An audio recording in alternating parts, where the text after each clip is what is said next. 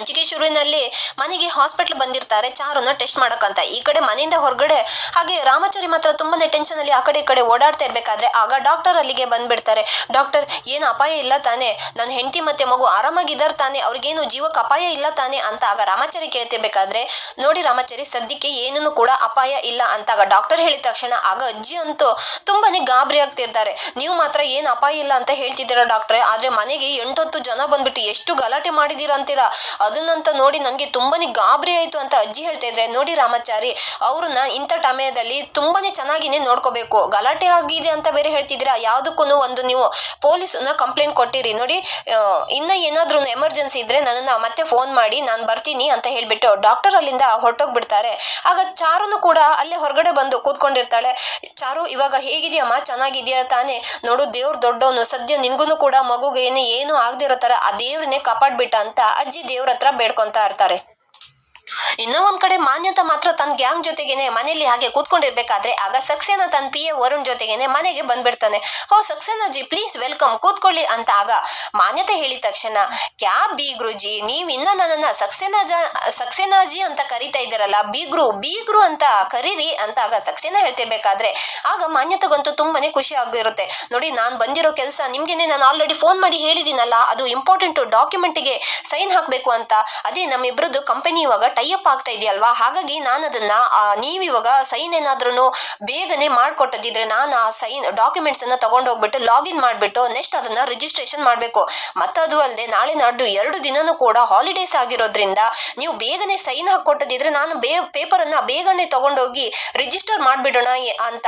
ಯಾಕಂತಂದ್ರೆ ನಾನು ಇಷ್ಟು ಅರ್ಜೆಂಟ್ ಯಾಕೆ ಮಾಡ್ತಾ ಇದ್ದೀನಿ ಅಂತಂದ್ರೆ, ನೀವು ನಮ್ಮ one of the board member ಬೇಗನೆ ಆಗ್ಬೇಕು.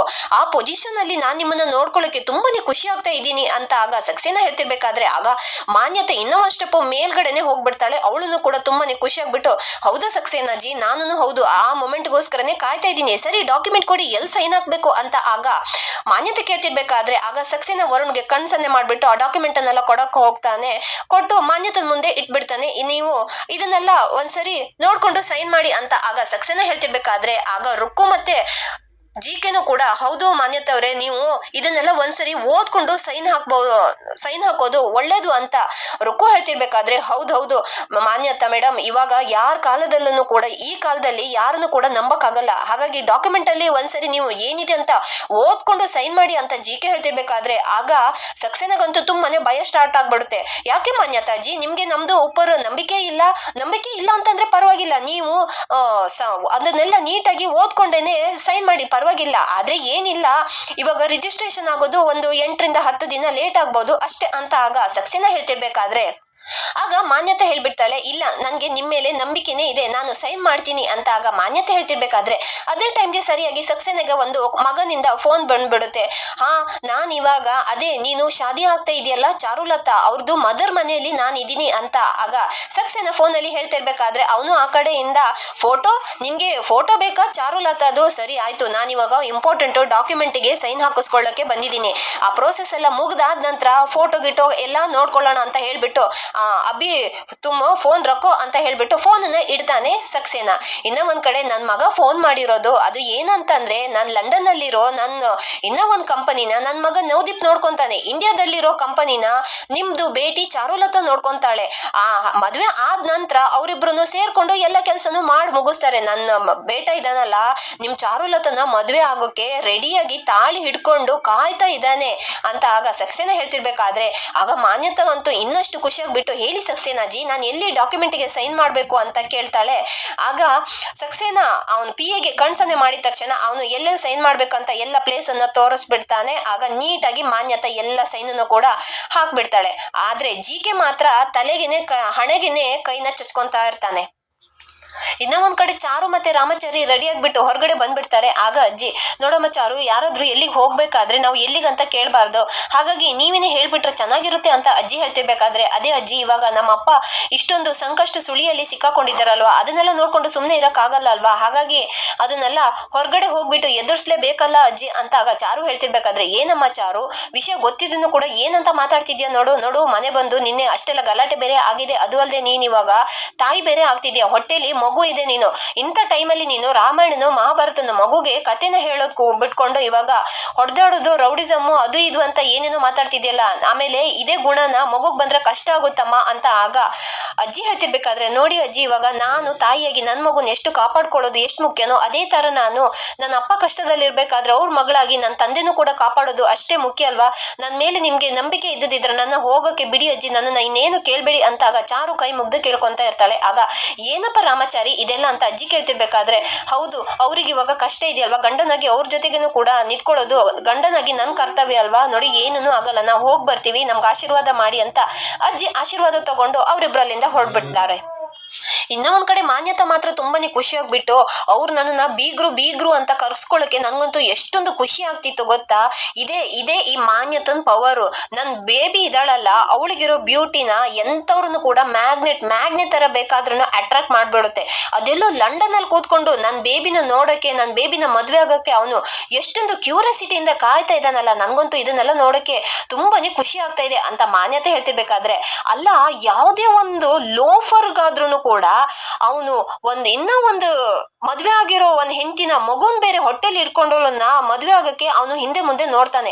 ಅಲ್ಲ ಅಲ್ಲ ಈ ಜೆಂಟಲ್ಮಾನ್ ಮಾತ್ರ ನಿಮ್ ಮಗಳನ್ನ ಮದ್ವೆ ಆಗಕ್ಕೆ ಒಪ್ಕೊಂಡಿದ್ದಾನಲ್ಲ, ನನ್ಗೆ ಯಾಕೋ ಅನುಮಾನ ಬರ್ತಾ ಇದೆ ಅಂತ ಆಗ ಜಿಕೆ ಹೇಳ್ತಿರ್ಬೇಕಾದ್ರೆ, ಇದೆಲ್ಲ ನಿನ್ನಂತ ಮಿಡಲ್ ಕ್ಲಾಸ್ ಜನರು ಇದಾರೆ ನೋಡು, ಚೀಪ್ ಮೆಂಟಾಲಿಟಿ ಅವರಿಗೆ ಮಾತ್ರನೇ ಡೌಟ್ ಬರೋದು. ಆದ್ರೆ ನನ್ನಂತ ಹೈ ಕ್ಲಾಸ್ ಅವರಿಗೆ ಡೌಟ್ ಬರಲ್ಲ. ಯಾಕಂತಂದ್ರೆ ಇಂಥ ಹೈ ಕ್ಲಾಸ್ ಅಲ್ಲಿ ಇವಾಗ ಒಬ್ರ ಜೊತೆ ಒಬ್ರು ಮದ್ವೆ ಆಗ್ತಾರೆ, ಇಷ್ಟ ಆಗಿಲ್ಲ ಅಂತಂದ್ರೆ ಬಾಯ್ ಅಂತ ಹೇಳ್ಬಿಟ್ಟು ದೂರ ಹೋಗಿ ಡಿವೋರ್ಸ್ ಅನ್ನ ತಗೊಂತಾರೆ. ಹಾಗಾಗಿ ನೋಡು, ಇದೆಲ್ಲ ಈ ಹೈ ಕ್ಲಾಸ್ ಮೆಂಟಾಲಿಟಿ ಜನರ ಮಧ್ಯೆ ಇದೆಲ್ಲ ಕಾಮನ್, ಒಬ್ರನ್ನ ಬಿಟ್ಟು ಇನ್ನೊಬ್ರನ್ನ ಮದ್ವೆ ಆಗೋದು.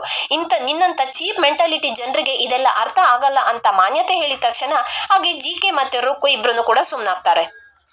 ಇನ್ನ ಒಂದ್ ಕಡೆ ಸಕ್ಸೇನಾ ಮಾತ್ರ ವರುಣ್ ಹತ್ರ ತುಂಬಾನೇ ಖುಷಿಯಾಗಿ ಮಾತಾಡ್ತಾ ಇರ್ತಾನೆ. ನೋಡ್ದೆ ವರುಣ್, ಫೈನಲಿ ಈ ಪೇಪರ್ಗೆ ಆ ಮಾನ್ಯತನ ನಾನು ಬ್ಲಾಕ್ ಮೇಲ್ ಮಾಡಿ ಸೈನ್ ಹಾಕಿಸ್ಕೊಂಡು ಬಂದಾಯ್ತು. ಈ ಪೇಪರ್ಗೆ ಇವಾಗ ಎಷ್ಟೊಂದು ವ್ಯಾಲ್ಯೂ ಇದೆ ಗೊತ್ತಾ ನಿನ್ಗೆ. ಆ ಜಯಶಂಕರ್ ಇದ್ದಾನಲ್ಲ, ಅವನ್ನ ನಾನು ಫಿಸಿಕಲಿ ಟಾರ್ಚರ್ ಮಾಡ್ಬಿಟ್ಟು ಸೈನ್ ಹಾಕಿಸ್ಕೊಂಡು ಬಂದಿದ್ದೀನಿ. ಅದೇ ತರ ಈ ಮಾನ್ಯತನ ನಾನು ಮೆಂಟಲಿ ನಾನು ಅವಳನ್ನ ಟ್ರ್ಯಾಪ್ ಮಾಡ್ಬಿಟ್ಟು ಸೈನ್ ಹಾಕಿಸ್ಕೊಂಡೆ. ಫೈನಲಿ ನಾನು ಎಲ್ಲದನ್ನು ಕೂಡ ಅಚೀವ್ ಮಾಡಿದ್ದೀನಿ. ಇನ್ ಮುಂದೆ ಇದೆಲ್ಲ ಆಸ್ತಿಗೂ ಕೂಡ ನಾನೇನೆ ಒಡೆಯ ಅಂತ ಆಗ ಸಕ್ಸೇನಾ ತುಂಬಾನೇ ಸೆಲೆಬ್ರೇಟ್ ಮಾಡ್ತಾ ಇರ್ಬೇಕಾದ್ರೆ, ಅದ್ಸರಿ ಸಾಬ್ ಅವ್ರೇನೋ ಸೈನ್ ಹಾಕಲ್ವೇನೋ ಅಂತ ನನ್ಗೆ ತುಂಬಾನೇ ಗಾಬರಿ ಆಗ್ಬಿಡ್ತು. ಅದು ಅಲ್ಲದೆ ಅದೇ ಟೈಮ್ಗೆ ಸರಿಯಾಗಿ ನಿಮ್ ಮಗ ಹೇಗೆ ಫೋನ್ ಮಾಡ್ದ ಅಂತ ವರುಣ್ ಕೇಳ್ತಿರ್ಬೇಕಾದ್ರೆ, ಅಯ್ಯೋ ನೋಡು, ಅವರು ಏನಾದ್ರು ನಮ್ಮನ್ನ ಭಯ ಪಡ್ಸಕ್ಕೆ ಬಂದಾಗ ನಾವು ಕಾನ್ಫಿಡೆಂಟ್ ಆಗಿರ್ಬೇಕು, ಅವಾಗ್ಲೇನೆ ನಮ್ ಕೆಲ್ಸನ ನಾವು ಮಾಡ್ಕೊಳಕ್ಕೆ ಸಾಧ್ಯ. ಅದು ಅಲ್ಲದೆ ಇವಾಗ ಲಂಡನ್ ನಲ್ಲಿ ಮಿಡ್ ನೈಟ್ ನನ್ ಮಗ ಇವಾಗ ಸ್ಲೀಪಿಂಗ್ ಮೂಡ್ ಅಲ್ಲಿ ಇರ್ಬೇಕಾದ್ರೆ ಅವನಲ್ಲಿ ಕಾಲ್ ಮಾಡ್ತಾನೆ. ಅವಳನ್ನ ನಾನು ಹೇಗಾದ್ರೂ ಮಾಡಿ ಮೈಂಡ್ ಡೈವರ್ಟ್ ಮಾಡ್ಬೇಕು ಅಂತಾನೆ ನಾನು ನನ್ ಮಗನ್ ಫೋನ್ ಬಂದಿದೆ ಅಂತ ಸುಳ್ಳು ಹೇಳಿರೋದು ಅಂತ ಆಗ ಸಕ್ಸೇನಾ ಹೇಳ್ತಾನೆ. ಇನ್ನ ಒಂದ್ ಕಡೆ ಮನೇಲಿ ಮುರಾರಿ ಮಾತ್ರ ಆಗಿರೋ ಘಟನೆನೆಲ್ಲ ನೋಡ್ಕೊಂಡು, ನನ್ ಬಸ್ರಿ ಚಾರು ಹೊತ್ತಿಗೆನೆ ನೀವೆಲ್ಲ ತೊಂದರೆ ಕೊಡಕ್ಕೆ ಬರ್ತೀರಾ, ನಿಮ್ಮನ್ನ ಯಾರನ್ನು ಕೂಡ ನಾನು ಉಳಿಸಲ್ಲ ಅಂತ ಹೇಳ್ಬಿಟ್ಟು ಒಂದ್ ಬ್ಯಾಗ್ ಅನ್ನ ಹಾಗೆ ಹಾಕೊಂಡ್ಬಿಟ್ಟು ಅಲ್ಲೇ ಪಕ್ಕದಲ್ಲಿರೋ ಒಂದು ಕತ್ತಿನ ಹಿಡ್ಕೊಂಡ್ಬಿಟ್ಟು ಆಗ ರೆಡಿ ಆಗ್ಬಿಡ್ತಾನೆ. ಏನು ಮುರಾರಿ, ಪೂಜೆಗೆ ಹೊರಟಿದ್ಯಾ? ಸಾಮಾನ್ಯವಾಗಿ ನೀನು ಮತ್ತೆ ರಾಮಾಚಾರಿ ಇಬ್ರನ್ನೇ ಹೊರಡೋದಲ್ಲ, ಅದ್ಯಾವ ಪೂಜೆಗೆ ಹೊರಟಿದ್ಯಾ? ಅಲ್ಲ ಬೇರೆ ಕತ್ತಿ ಬೇರೆ ತಗೊಂಡ್ ಹೋಗ್ತಿದ್ಯಲ್ಲ, ಯಾಕಪ್ಪ, ಏನೋ ಅದೊಂದು ದೊಡ್ಡ ಪೂಜೆನಾ ಅಂತ ಆಗ ಅಜ್ಜಿ ಕೇಳ್ತಿರ್ಬೇಕಾದ್ರೆ, ಹ್ಞೂ ಅಜ್ಜಿ, ನಾನು ಹೋಗ್ತಾ ಇರೋದು ಪೂಜೆಗಲ್ಲ ಅಜ್ಜಿ, ನಾನು ಬಲಿ ಕೊಡಕ್ಕೆ ನಾನು ಹೋಗ್ತಾ ಇರೋದು, ನಾನು ಸಂಹಾರ ಮಾಡಕ್ಕೇನೆ ಹೋಗ್ತಾ ಇರೋದು. ನನ್ ಬಸ್ರಿ ಆಗಿರೋ ಚಾರು ಅದ್ಗೆನೆ ಆ ಸಕ್ಸೇನಾ ಮತ್ತೆ ಮಾನ್ಯತೆ ಸೇರ್ಕೊಂಡು ತೊಂದರೆ ಕೊಡ್ತಿದಾರಲ್ಲ, ಅವರನ್ನು ನಾನು ಈ ಭೂಮಿ ಮೇಲೇನೆ ಹುಟ್ಟೆ ಇಲ್ಲ ಅಂತ ಅನ್ನಿಸ್ಬಿಡ್ತೀನಿ ಅಂತ ಆಗ ಮುರಾರಿ ಹೇಳ್ತಿರ್ಬೇಕಾದ್ರೆ, ಮುರಾರಿ, ನೀನ್ ಕೊಲೆ ಮಾಡಕ್ ಹೋಗ್ತಾ ಇದೆಯೇನೋ, ಬೇಡ ಕಣೋ ಅಂತ ಅಜ್ಜಿ ಹೇಳ್ತಿರ್ಬೇಕಾದ್ರೆ, ನಾನು ಕೊಲೆ ಮಾಡಕ್ ಹೋಗ್ತಾ ಇಲ್ಲ ಅಜ್ಜಿ, ನಾನು ಒಳ್ಳೆ ಕೆಲಸ ಮಾಡಕ್ ಹೋಗ್ತಾ ಇದ್ದೀನಿ, ನಾನು ವಧೆ ಮಾಡಕ್ ಹೋಗ್ತಾ ಇದ್ದೀನಿ, ಯಾವ್ದೇ ಕಾರಣಕ್ಕೂ ನನ್ನ ತಡಿಬೇಡಿ ಅಜ್ಜಿ ಅಂತ ಹೇಳ್ಬಿಟ್ಟು ಮುರಾರಿ ಅಲ್ಲಿಂದ ಹೊರಟೋಗ್ತಾನೆ.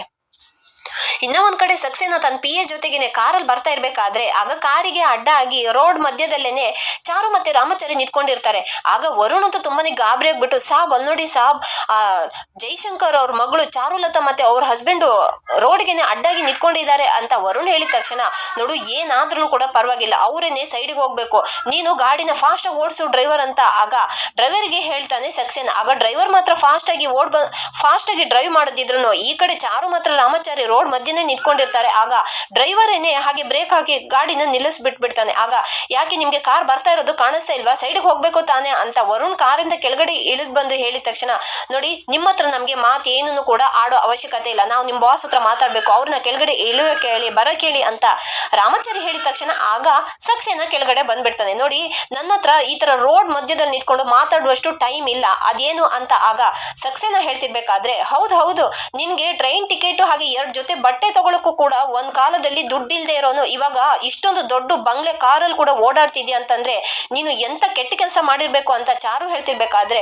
ನೋಡು, ಹೌದು ಒಂದ್ ಕಾಲದಲ್ಲಿ ನಾನು ಏನೂ ಇಲ್ದೆ ಇರೋನು, ಆದ್ರೆ ಇಂಡಿಯಾದಲ್ಲಿ ಫಾರಿನ್ ಅಲ್ಲಿ ಎಲ್ಲಿ ಹೋದ್ರೂ ಕೂಡ ಎಲ್ಲಾ ಕಡೆನೂ ಮಾನ್ಯತಾ ಸೊಲ್ಯೂಷನ್ ಜೈಶಂಕರ್ ಅಂತ ಹೆಸರು ಕೇಳಿ ಕೇಳಿ ನನ್ಗೇನೆ ಇರಿಟೇಟ್ ಆಗಿದೆ. ನಾನು ಹೇಗಾದ್ರೂ ಮಾಡಿ ಈ ಹೆಸರನ್ನ ಹಿಂದಾಕಿ ನಾನ್ ಲೈಫ್ ಅಲ್ಲಿ ಮತ್ತೆ ಮುಂದೆ ಬರ್ಬೇಕು ಅಂತ ನಾನು ಯೋಚನೆ ಮಾಡ್ದವಾಗ್ಲೇನೆ ನಾನು ಈ ತರ ಖತರ್ನಾಕ್ ಪ್ಲಾನ್ ಮಾಡಿರೋದು.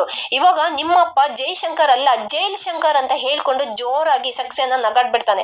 ಅಯ್ಯೋ ಅಯೋಗ್ಯ, ನನ್ನಪ್ಪ ನಿಂಗೆ ಏನ್ ಅನ್ಯಾಯ ಮಾಡಿದನಂತ ನೀನು ಈ ತರ ಎಲ್ಲ ಅನ್ಯಾಯ ಮಾಡಿದ್ಯಾ ಅಂತ. ಆಗ ಚಾರು ಚೆನ್ನಾಗಿ ಸಕ್ಸೆನಾಗೆ ಬೈತಾ ಇರ್ಬೇಕಾದ್ರೆ, ನೋಡು ನಿನ್ನಪ್ಪ ಅಷ್ಟೊಂದು ಬ್ರಿಲಿಯಂಟ್, ಆದ್ರೆ ತೆರಿಗೆ ಮಾ ಪಾಗಲ್ ಹೇಕ್ಯಾ ಅಲ್ಲ, ಅವರಿಗೆ ತಲೆಯಲ್ಲಿ ಬ್ರೈನೇ ಇಲ್ಲಲ್ಲ, ಅವ್ರು ನನ್ನನ್ನ ಎಷ್ಟೊಂದು ಚೆನ್ನಾಗಿನೇ ನಂಬಿಬಿಟ್ಟಿದ್ದಾರೆ ಗೊತ್ತಾ.